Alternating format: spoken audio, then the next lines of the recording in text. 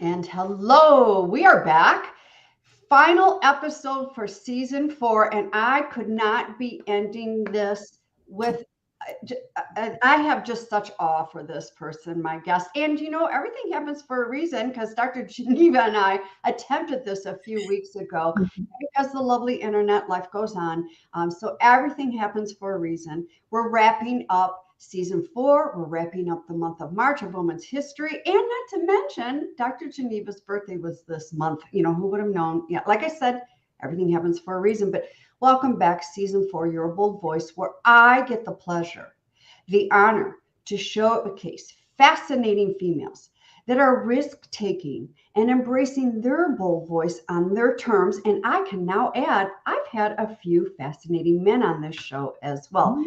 Always room for men. Always. Always, I know. So before we jump in, I will have a season 5, but it's going to look different than one-on-one interviews. We're going to bring in some other things instead. Not sure when we're going to do this. It'll be a couple of months, so I can take a break and be a CEO in my business and embrace some white space and come, not being in the business, come out and work on the business.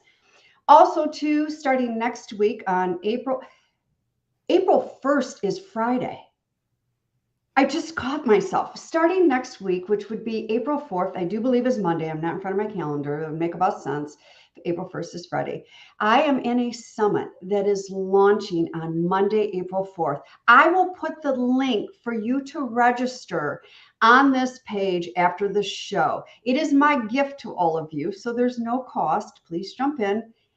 Dr. Christine, the woman who is heading it up, has brought together some amazing, beautiful people, and it is called Unlocking Your Soulful Purpose. And I don't know about you, I'm going to speak for Dr. Geneva as well. Her and I have definitely stepped in and embraced our soulful purpose, but there's always little doors and tweaking that we can add to our soulful purpose. So I hope you join us in that summit. But without further ado, as some of you are logging in, we cannot see you unless you go a hello, hi, or something chat in there.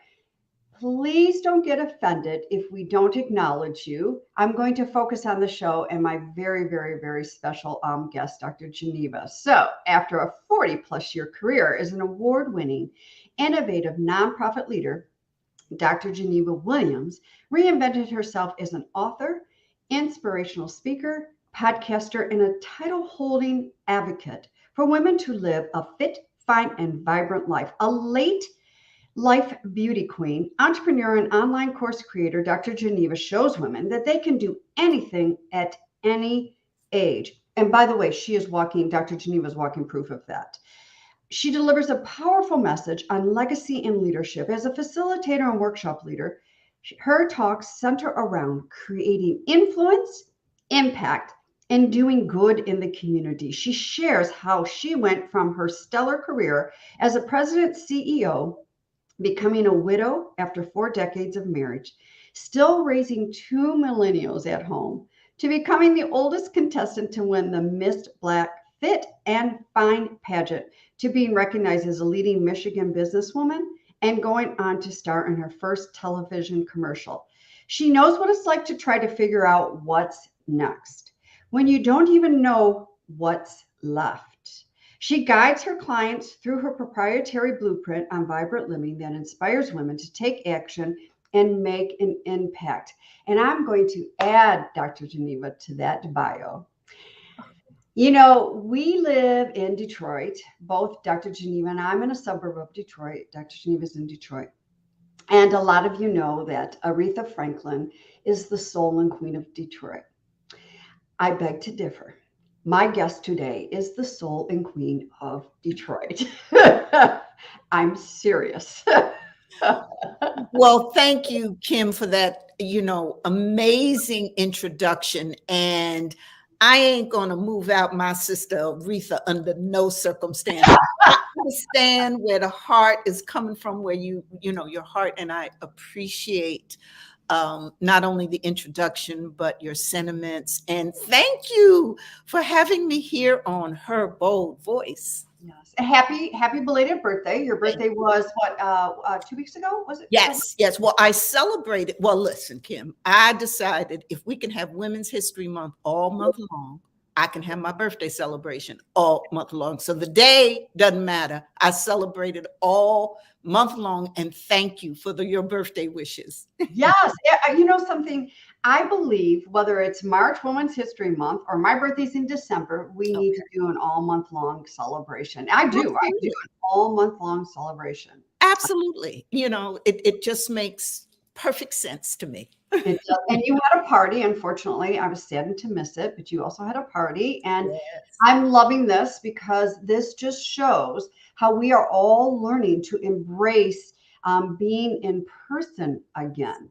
And we are overdue because, for the record, everybody out there listening, we are not singular creatures. We are like dogs. We're pack animals. We need to be around one another and learn how to live with life again, so to speak. So We had a ball. It was great. We were at Duos, which is in Southfield, and in fact, a couple of years ago, I had my birthday celebration there a week before pandemic shut everything down.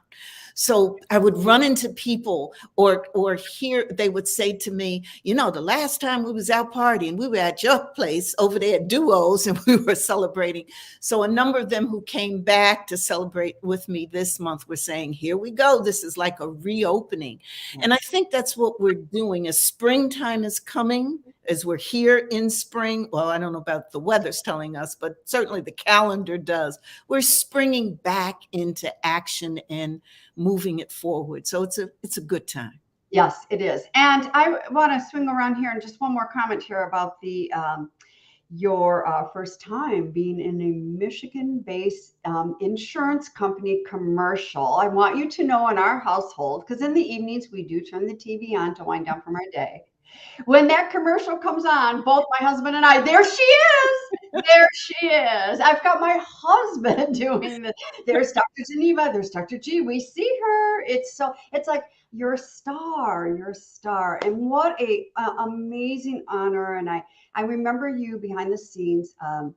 When a few of us were together, you were sharing with when they reached out to you to do this commercial. You're like, wow, because you're in a pool, you're floating, and you're in an amazing bathing suit, and you're like, do I do this? I'm older, going through a lot of the societal pressures that is placed upon women that we still, as confident as we still breathe in some of that. And of course, you took a breath. You might have hiccuped, but you did it, and it's amazing. It's an amazing commercial. Thank you. And I had several hiccups and deep breaths. And oh my goodness, what am I doing here? It was throughout the whole experience. But I got into that experience like the beauty pageant because I had recently lost my husband and my parents shortly thereafter. And so I was really in this deep funk stage. And what I had found through the years to get me out had a lot to do with stepping out of my comfort zone and doing things that I would have not normally have done, kind of taking the focus off of the gloom and doom. So that's why I decided to do it. So I had to keep telling myself every time the camera got close to me in that bathing suit, when I was in the pool and they had the drone flying. And I'm going to tell you, Kim, when you hear things about they take it looks simple and easy, but it was hours of a single hours. And that drone, there was a time where I just wanted to take something and throw it, at that drone camera that was going around. It was something. You go through so many experiences, but that's what life is about. Those moments, creating the special experiences that give you joy. Yes, absolutely. So now you've got the taste of what an actor goes through, especially when they're doing these movies. I mean, it's My goodness. on end, on site, and take after take after take. It's like I mean, I have such a huge offer that, and yes, I think I would be there in the same position, looking at that drone. Give me a rock because I'm going to throw something. Let's jump in here. So, you love to work with clients that give them the permission to pursue this beautiful blueprint. Let's talk about that. What are you seeing? I mean, are women still struggling with that permission to pursue? Are we doing that? It's, oh, you know, when I do this, I think about, hey, I'm driving a stick shift in a car, manual car for the first time. Are we still doing that? We are, Kim, and I really think that's a continual kind of thing, because we go through different phases in life. And, the things that we think about and were important and we do when we were teenagers certainly be different when we're 40. And even the challenges and the new careers and starting a family and all those things that we do in perhaps our 30s and 40s, when we get in our 60s or 70s, our outlook is different. And so because of those different phases of life, we do face different challenges at every single phase. And so oftentimes we have to stop and reflect and kind of think about purpose and direction and give ourselves, the permission to say, well, it's okay. I found that really came home for me when, in my late 60s, I decided that I was going to become an entrepreneur, and start a business. Now, I had been successful in the nonprofit world and ran organizations and raised millions of dollars, but this was a whole new venture, stepping into being an entrepreneur and really not having any experience in doing that. So I had to give myself permission to pursue this dream I always had. And I had to give myself permission to say it was okay to step into something new. And I had to give myself permission to fail in ways that I had never experienced before. So I do think, based upon where we are in our lives, everyone experiences new and different challenges and questions about, what do I do next? And so I'm on a mission because I've had such long lived experience and have come through many, if not most of, the various phases of life. It's certainly chronological in terms of age, as well as different hats: a mother, a career woman, a wife, a widow, now a single woman, all of those different phases, caregiver, etc. I want to be able to share as much as I can with what I've learned, the lessons I've learned, the strategies, helping folk through those various phases so that, they can have a life full of purpose and meaning and joy and vibrancy. Yeah. That vibrancy is so important. That's one of my favorite words. It's so important. And you're right. We respond and are experiencing things different when we're in our 50s, when we get in our 60s and our 70s. And with that being said, I remember one time being out to dinner with some friends of ours, and this was a long time ago. And she looked at me across the table and said, if I could do things over, I would do them differently, like what you did. And I think I must have broke out into a sweat without having, it wasn't even a hot flash. And I went, what are you trying to tell us? Because my brain went to, is this a health scare that you've had? Is this why you're saying this? And she said, no, I'm too old to start over. And at that point, I was we were in our early 50s, maybe even barely pushing 50. I'm like, hell, it is never, wait a minute. I take the word never back. There is one time in our lives when it is too late to start over. And that's when we have left this physical human suit. And Dr. Geneva, you really walk your talk.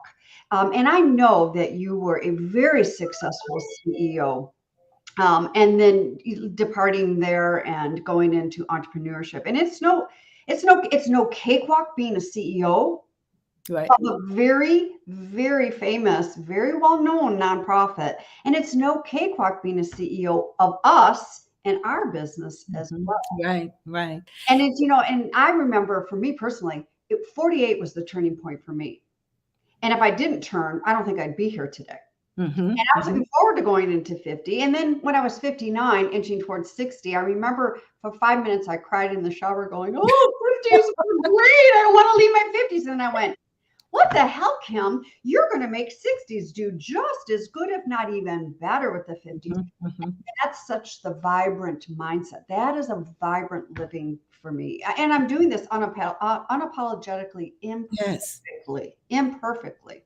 Yes. And kudos to you. And that's you're living and living example of just what I'm talking about, that you can life doesn't stop. And when I often think about when I turned 50, that so many different things were happening to me, changes in the body, changes in the way I looked at things. My children were pretty much out the door, and I was taking care of my parents, and all of these things were happening, and I was wondering what I was going to do next in terms of my career and everything. And so all of these things happen, and we can choose how we want to go forward. We really can. And that's one of the messages that, how when I work with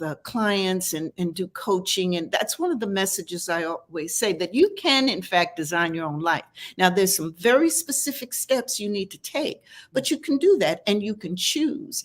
And I know I said to myself back then, well, I want to live a long life. And I don't think I'm alone in that. I think most of us want to live a long life. We don't want to get old, but we want to live a long life, And so if you want to live a long life these days, you not only can add more years, have more years to your life, but you can live it vibrantly. And that's what I wanted to do. I wanted to be able to still dance, which is my favorite thing. I wanted to, still be able to talk to friends and family, and still learn and have my, mind, and still be able to contribute and do all those things. But you have to work at it. You have to, I believe, you have to stop, think about it, make a game plan, think ahead, put together a personal action plan for your life. And Kim, not just at 50 or what have you, but putting together a personal action plan in your 20s and your 30s and your 40s at different stages of your life, can help you make the choice about what you want your life to be. Yeah, I agree with you. It's almost like every decade we need to reevaluate. And in between it, in between as you're going through the decade, and Right. because we change, our thoughts change, our values change, our if you have kids, the kids grow up, and they move on, and then they're having kids, and there's careers. We retire maybe early on from careers and go into our own businesses, or whatever the case may be.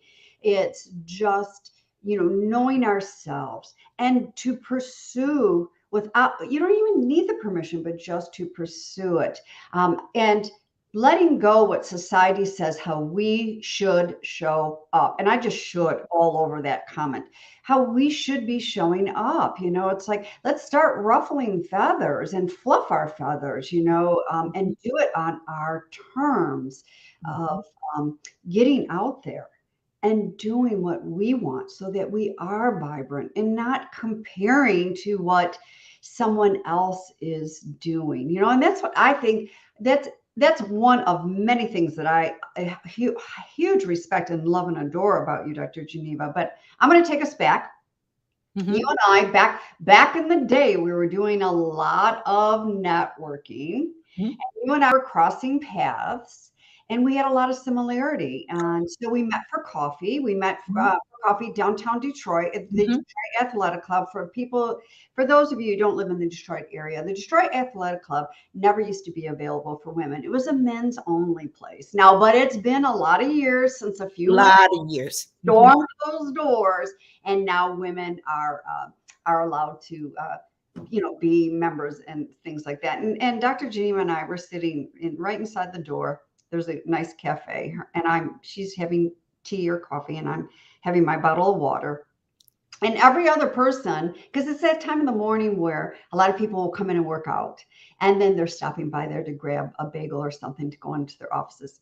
Every person that walked in there knew Dr. Geneva, and Dr. Geneva knew them. And it's because of the visibility that you had as a CEO at the organization that were at, and how you believe in the community and giving forward and stuff like that. I finally sat back and looked at her and said, well, geez, I'm having tea with the queen this morning. She just so dumbfounded. You seriously, I'll never get the look on your face that day. You dumbfoundedly looked at me and said, what do you mean? And I'm like, is there anyone else who's coming in next that you would like to introduce me? I mean, I got out my car that day and I called my husband. I'm like, you're not going to believe the people Dr. Geneva were introducing me to.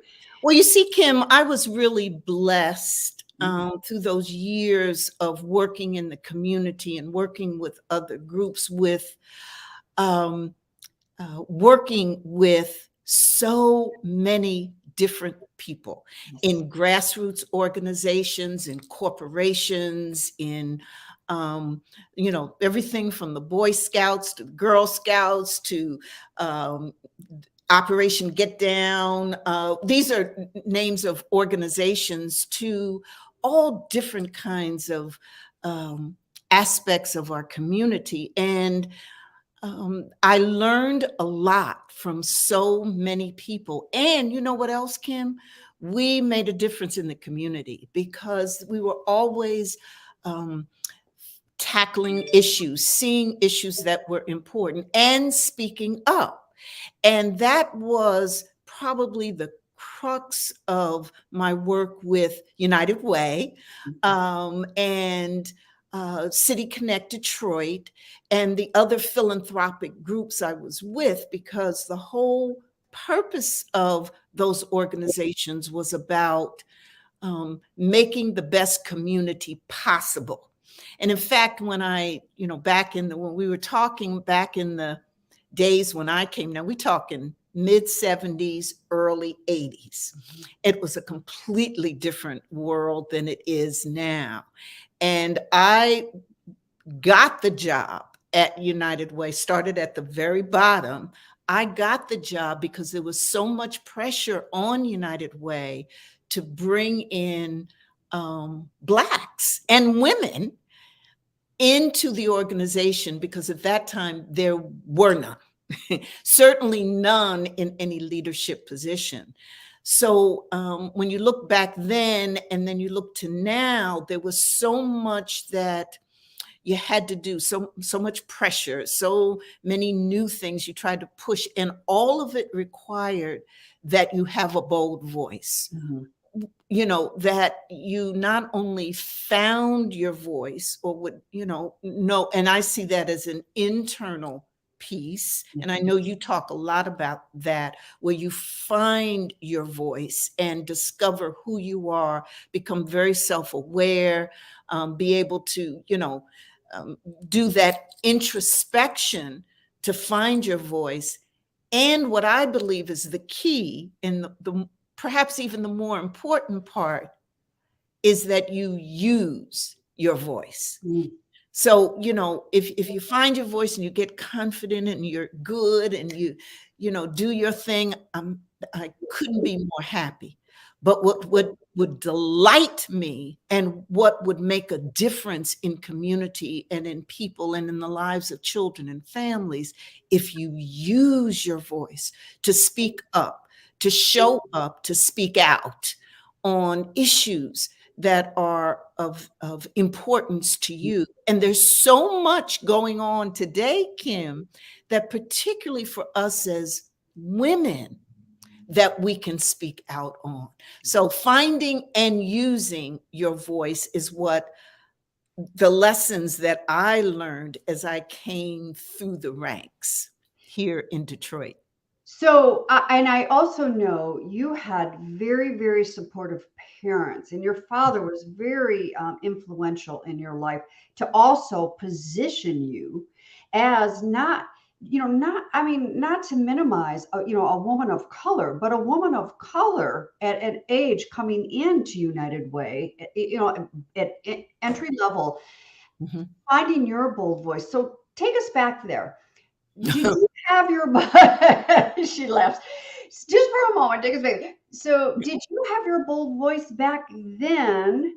And I mean, I don't know about you. I mean, I'm 62. I'm still discovering my bold voice. I won't be done until I leave this planet. But Yeah.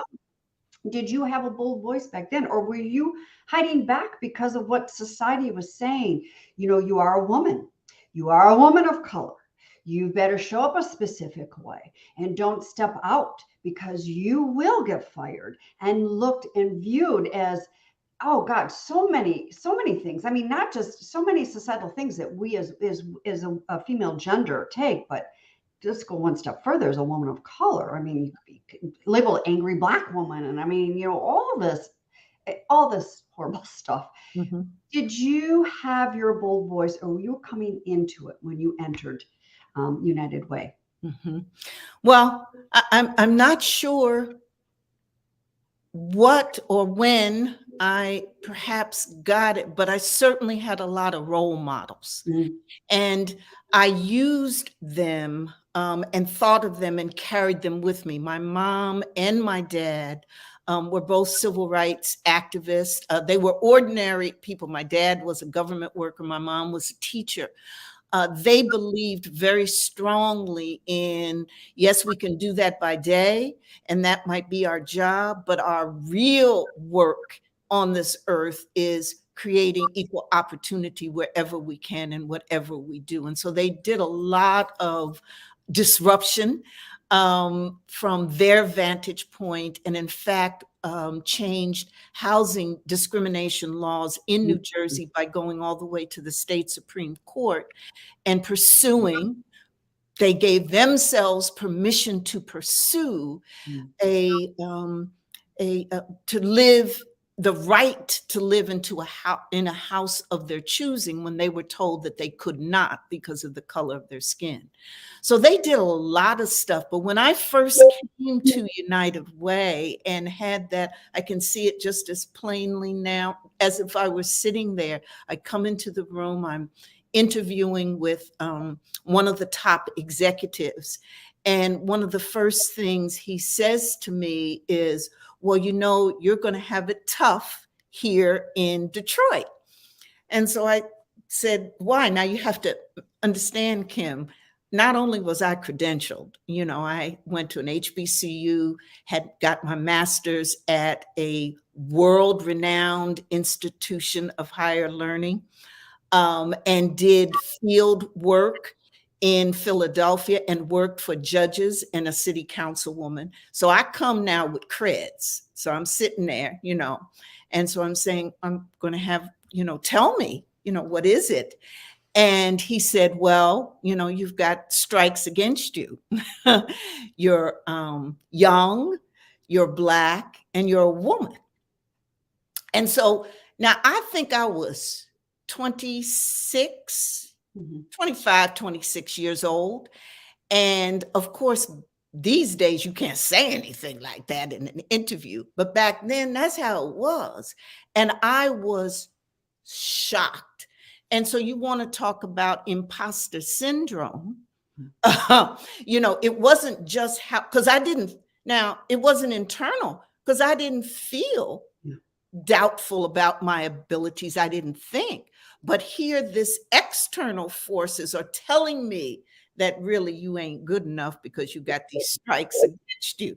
So it was all of that. And well, the end to that story though, Kim, is that not only did I get his job, but I became the first Black female ever of a United Way and rose all the way to the top.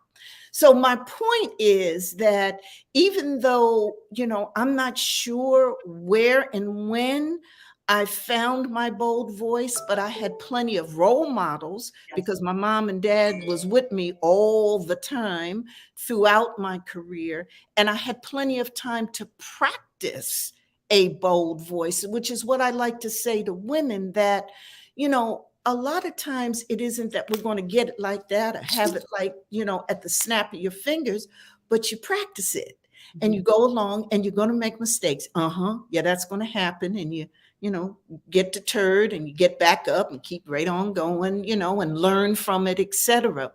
So again, eventually I can tell you that as I came along the ranks, I found my voice and used it all the time and really got into practicing it. And that's why today I'm so passionate about, particularly with young people, millennials, who are right now struggling, doing well, I think. I just love, I got millennial children, so I'd be loving me some millennials. But they are at a point where they're struggling with adulting. They're, in their 30s, some of them are turning 40, and they are experiencing real life adult issues. And oftentimes they suffer from some incredible social media pressure.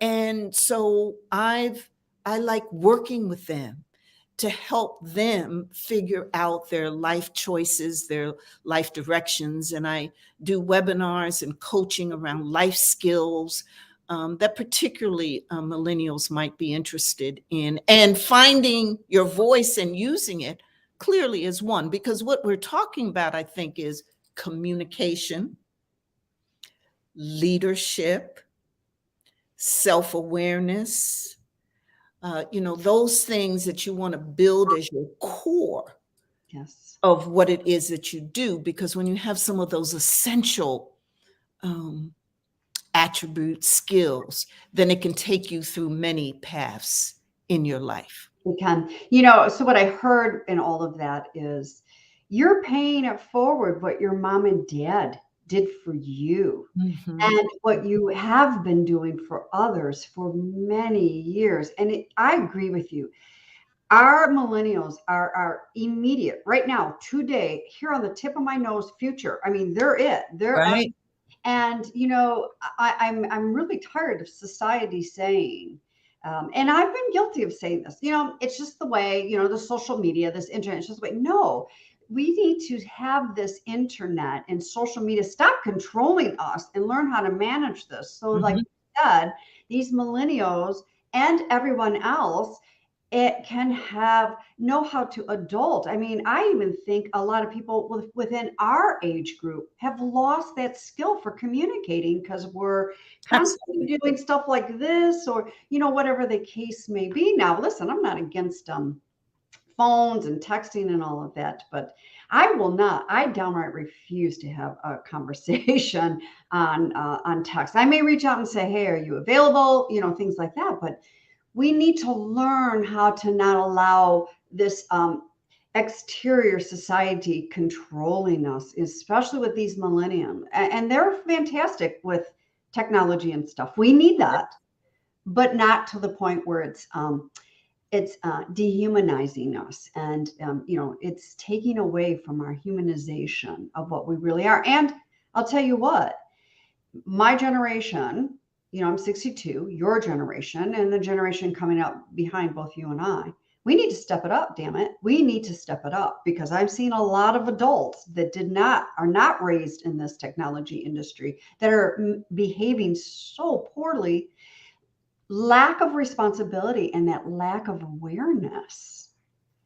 So I want for all of us, if I could wave a magic wand, to have parents like your parents, and not saying that your parents were perfect because we're human, we're not perfect, but to have role models like that and to step out, embrace our bold voice and go against the mainstream, go against the grain and speak up and stand for what we believe in, whether it's social justice issues or women's rights or divorced men rights or whatever that is, to be able to step up.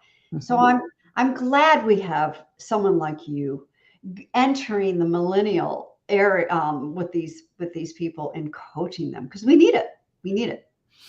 Yeah, and what I found is that at all ages, I think, as I mentioned in the beginning, because we go through various phases, each one of us. And like you said, every 10 years, maybe we need to take an assessment, which is true, because every 10 years of your life, you are in a different setting, a different phase. Things change in terms of your values and what you do. Clearly when you were a teenager, the biggest thing, perhaps you thought about was graduating high school and getting out and being on your own. And then boom, then you are on your own. And then you find in your 20s, oh my goodness, what is this? And then when you get into your 30s, you're trying to figure out your livelihood and your employment, and you've got these bills and responsibility, and who knows, maybe you're starting to, think about a family, and you get into your 40s and your family and your career and all of those things in your 50s. And particularly, you're that midlife, you stop and you realize, hey, I've lived half a century. Hey, this is midlife, and what am I going to do next? And I'm not finished yet, and all of these kinds of things. And you get in your 60s. So the point is that whatever your age is now, that as you live longer, and we want everybody to do that, right? That you will face different phases of your life and have to reassess and think about your purpose. And so, I'm enjoying working with the younger generation, where I think it's so important for leadership to come from, and the Generation X and the baby boomers. I'm working, I believe in that, all ages, because of just what I've said. We face different challenges, and we, at every age, I think at every decade, we need to reevaluate purpose and think about what our values are now. And I can tell you, when I was bopping and having a good time in college and was young, it was getting out the house and all that, be different than where it is I'm getting ready to go here, in the 60s, 70s. It's just different. Yeah. And but it's good, because I'd rather have the challenges and the differences than not be here and deal with it. So the point is, we do have a choice. And so my message is, the coaching that I do, the work that I do with organizations and others, is all about, you do have a choice. Okay, so let's get busy and let's make a game plan. Let's invest in yourself. Let's look at what self-care looks like. Let's find our voice. All of those kinds of things that you have a choice about, because in fact, you can design your own life. You can design your own life. I love it. I absolutely love it. So I want to pause here just for a moment. Where can everybody get in touch with you? Oh, yes. Wonderful. I say, Kim, follow me on social media. That's the best place, at Dr. Geneva Speaks. I'm there on all my platforms. So, LinkedIn and Facebook and Instagram and TikTok. I'm on TikTok now. Can you believe it? Anyway, at Dr. Geneva, I've got a YouTube channel.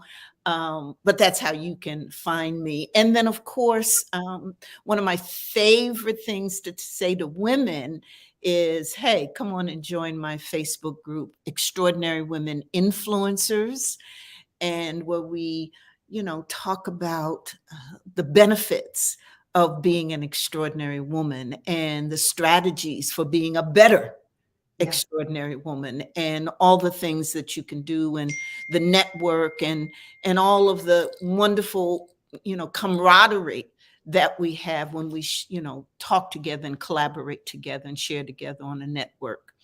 And then I have a newsletter again and a website. So again, it's all at Dr. Geneva Speaks. And the newsletter, Kim, I send out on a weekly basis, providing tips and inspiration and advice and strategies on life, leadership, and legacy. I love And, it. that's really where I am, I think, a lot at this point. Though, Kim, I'll say, as I talk to the executives that I coach, every day, as you're a leader, or you're, whether it's leading a business, or whatever it is, or in an organization, or in fact being the leader in your family, you are creating legacy every day by your actions, by your role model. So think about that, and think about the voice and what you say on a day-to-day basis, because you're being watched. You are a role model, and there are younger people who are, in particular, who are watching. And so that's why I talk also about legacy and how important it is. Yeah, we can't erase what we put out there anymore. It is etched in concrete to the end. We agree with that social media. So we do need to be very aware of our emotions and how we are showing up. And quite frankly, Dr. Geneva, I'm seeing a lot of women showing up a specific way on social media, and then when we get to a call, there's a total disconnect. There's a total misalignment there. So that's well, a lot of the stuff that I like to talk about is how you see me here in my home office and on social media. You're going to get the same person, whether we're at a networking event, or whether we're out walking down on the riverfront, or whatever, out having a bite to eat or whatever. You're going to always get the same person. And I think that's the other thing that women are really struggling with, is finding themselves with this pivot that we've all had to experience, and also take on and embrace as well. Yeah. So what's up your sleeves? What's coming up? What's in the? I mean, is there going to be another live event? And by the way, before we were in a pandemic, Right. That's true. holds a Monday event in the city of Detroit with sold out 60 plus people in a room on a Monday. Of course, Dr. Geneva. So are there going to be any live events coming up? Yeah, I'm planning now for Vision 2023. I gave Vision 2020, and again, it was one of those events that we had almost right before pandemic. But as you know, Kim, we spent the day thinking about our vision, our agenda, our personal agenda, and thinking about self-care and what it means, and how we can look good, feel good, and do good all at once. And so that's what we did in 2020. I want to do a repeat in 2023 with even more great things. So yes, so that that's being planned. I'm also getting ready to release a book on imposter syndrome, and how we need to, how we can fight this self-doubt, and really take ourselves to unleashing just everything for a wonderful life. And so many of us, 80% or so at one time or another have faced imposter syndrome. We might call it something. I know back in the day, I didn't call it that. I didn't even know that. But that term, people could say, oh, okay. And then they say, what is that? And once you begin to describe these feelings of, am I worthy? Can I do this? The self-doubt, do I have the ability to really do it? And what do others think? All of us at one time or another have probably experienced that. So I'm interested in breaking those, busting those barriers. So I've been writing about it, blogging about it. I've done some podcasts on it. And in May, I'll be coming out with a new ebook on it. So that I'm looking forward to. And then finally, Kim, this whole conversation about female leadership is one that I'm really jumping into. It's been part of my brand, part of what I've done for many, many years. That is, you know, encouraging and mobilizing voices to speak out on key issues that affect particularly children and families in our communities. Because, having a better community, I think we all have a role in that. And one of the areas that, as an entrepreneur, that I'm most concerned about is this road to recovery, that road to economic recovery that we, as particularly as women, women heads of household, women in families, female entrepreneurs, the lifting back up and coming back, is more than just not wearing a mask anymore. Right. The pandemic, tremendously affected women. And, now that the doors are open back up, how are we going to, recover from this? Because the issues of pay equity are still there. The issues of, racism and sexism and ageism still are out there and in the workplace. The issues of, finding, the right job and starting our own businesses, et cetera. All those things are now, they're out there. What do we do and how do we recover? And there's a lot going on. A lot of people are talking about this issue of recovery, including our governor, who just launched a statewide economic road to recovery tour. And I'm on the Michigan Women's Commission. And so again, it's that place, Kim, where I got to speak up and speak out and use my voice again, back to that old voice. So those are the things that are coming down the pike for me in terms of, business, in terms of my personal life and my family. I have 3 fabulous grandchildren, and you always look forward to that and more in the future.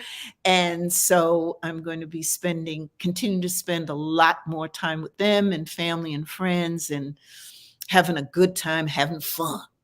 Yeah, well, after all of that, we do have to have fun in there as all the time. Spring is coming here in Michigan, so we need Spring to get forward. Out. That's right. We need to get going. Oh my gosh, if we could just get to some spring weather after this past weekend, it is cold. That is a lot that you embrace, and you do it so beautifully with such integration. I'm not into balance, integration. You really integrate it beautifully, Dr. Geneva, and you're needed. We need your voice. You bring so much beauty and wisdom to the table. We need you, and you've had some amazing parents to help guide you to not take a back seat. And it's very important that you and I and others show women that you can pursue without everyone giving you permission, and embrace that bold voice and move forward more than ever, especially now that we are opening things back up more than ever. So my final question to you is, and by the way, everybody on here, if you are not connected with Dr. Geneva on LinkedIn, and please jump over to Instagram. You're very active on Instagram. I dabble on Facebook. I'm not on Facebook that much. And please track her down and get in her group. I need to step back up and be a little bit more visible in your group. But reach out and get connected, and let her know that when you are reaching out, that you saw her on this show, just so you know, so she knows where you're coming from. But here's my final question for you. With your bold voice, what is still left?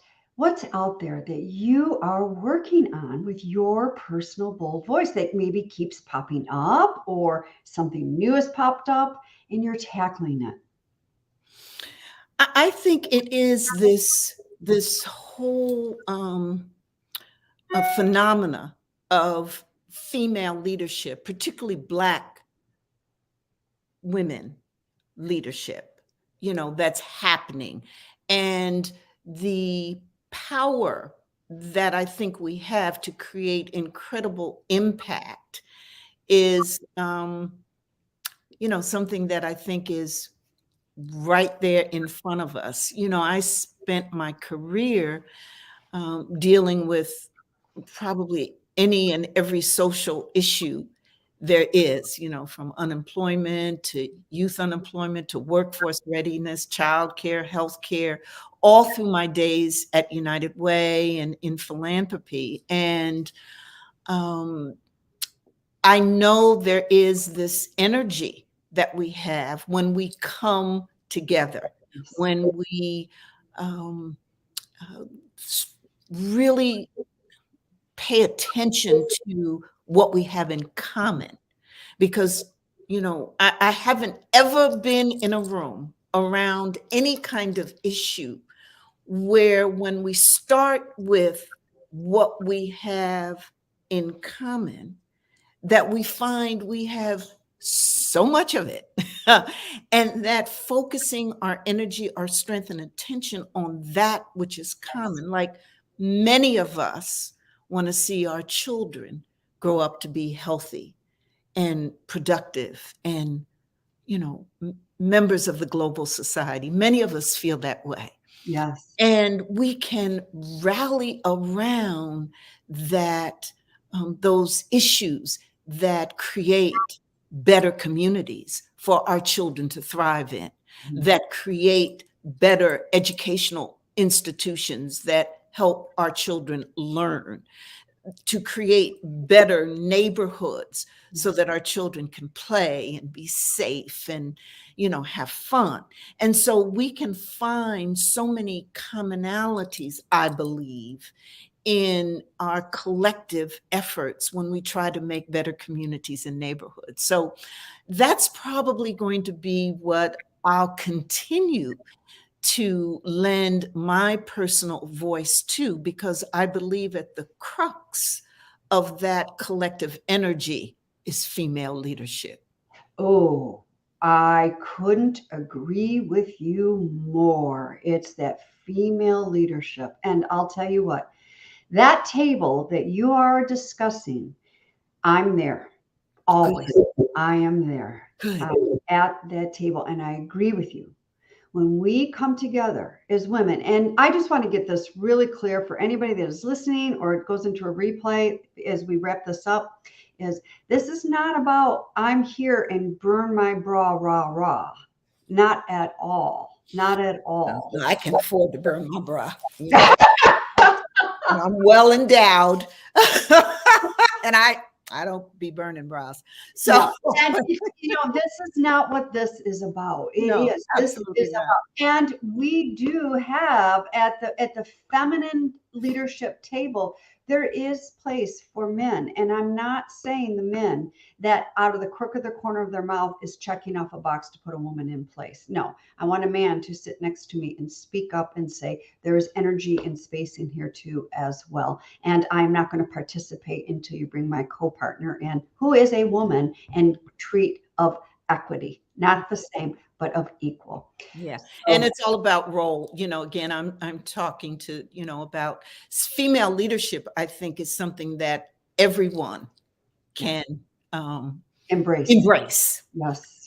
And so it really talks about collective energy and power of the commonality of of our experiences. That's when I talk about female leadership, and the brothers who support us, who care for us, who love us. That's all part of the mix. They too embrace female leadership. And it's about how we can step up and use our bold voice to fight for our children, for our men, for a better community, all of that. It is not, female leadership really isn't exclusive. In fact, it's probably the most inclusive phenomena happening, because it's about life and living. One of my favorite poems is Mary McLeod Bethune saying, after God, we're indebted to women.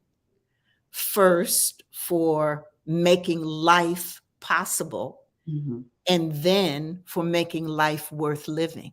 Yes. And so that's an all in wherever you are, young, old, black, white, male, female, gender non-specific, no matter what. Yes. That is what I'm really talking about. And so it's that collective power and energy based upon our lived experiences. And so that's a conversation that I'm going to continue to have as we move forward into this great, great, great years ahead for all of us. We do have lots of great years ahead of us. And I hear the masculine and the feminine energy in the container of this collective. I love that Yeah. a lot. Thank you, Dr. Geneva, for being here with me today. And like I said, everything happens for a reason with the technology and everything. To wrap Yes. up season 4, I'm so honored that you were here. Help me wrap up season 4 with this show. Oh, I'm so excited. Thank you for having me here. Oh. Can I follow you? I love it. I think the work that you do is extraordinary. As I've told you many, many times, I'm glad, we've shared the platform together on so many different events, and I look forward to the future and our continued partnership. Yes, absolutely. And I'm just putting out there needs to be more platforms you and I are sharing in the future here, and it's starting to open up. I'm just feeling that. Sounds good. Thank you, everybody who attended today. And whether you were live or you're going to watch a replay, whatever works for you and your schedule, season 4 is a wrap. Stay tuned for some posts for season 5. Like I said, I have some things up my sleeves, but get out there, embrace the day. Embrace your bold voice, because I'm going to tell you something. We want to hear it. We want to hear it. So I will see you back here in a couple of months with season 5. Bye-bye.